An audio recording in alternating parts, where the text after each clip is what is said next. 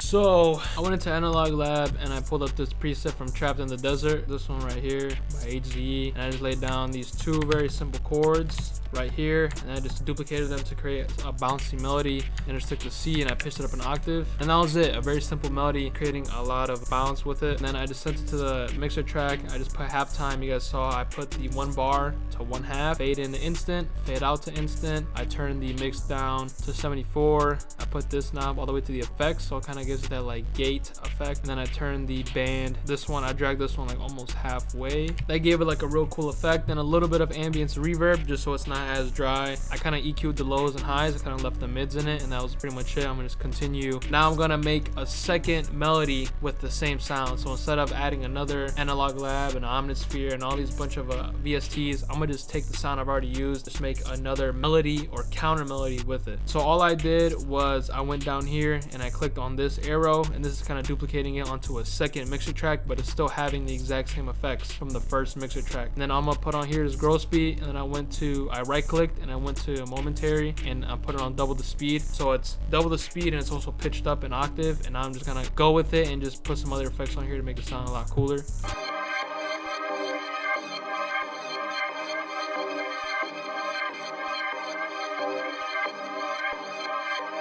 I'm adding vintage chorus on here. This is a free plugin that you get with FL. You see it has the trial version, but it's still one of my favorite free vintage plugins. It makes it sound real old and it adds a nice chorus effect. I always put the mode on 2.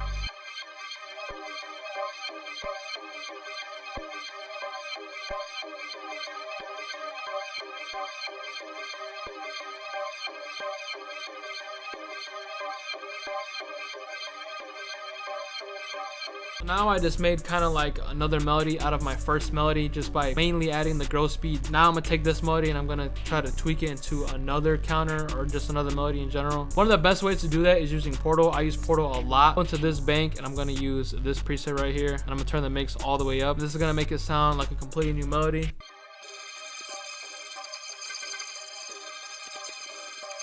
Sounds very weird, experimental, and like alien type of loop. That's what I'm trying to go for, just trying to experiment and create something new with the original melody I already had. So now I'm just gonna click on this little red circle down here, and I'm gonna do Alt-R, and I'm gonna export it. And then I'm gonna take off the Portal from the original melody. I'm gonna put the mode on stretch, so if I change the tempo, it's still gonna be on beat and the wave format is not gonna change. And then I'm gonna just pan this one to the right, and then I'm gonna do a little bit of stair separation. I'm gonna raise the highs because this whole sample has a lot of lows and it's very muddy. So with this wave right here, I'm gonna try to help it some more highs for the entire sample.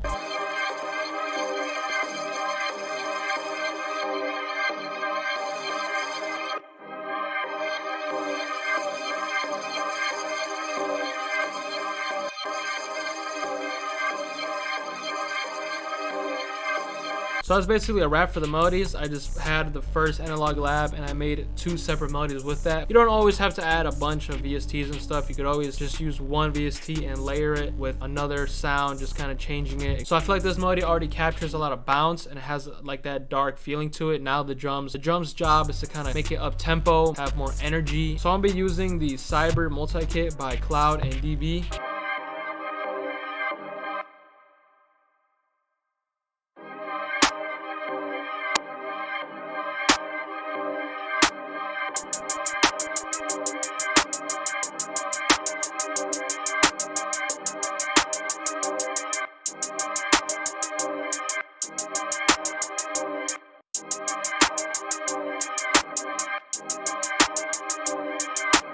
I always make sure with my hi-hats I activate cut itself.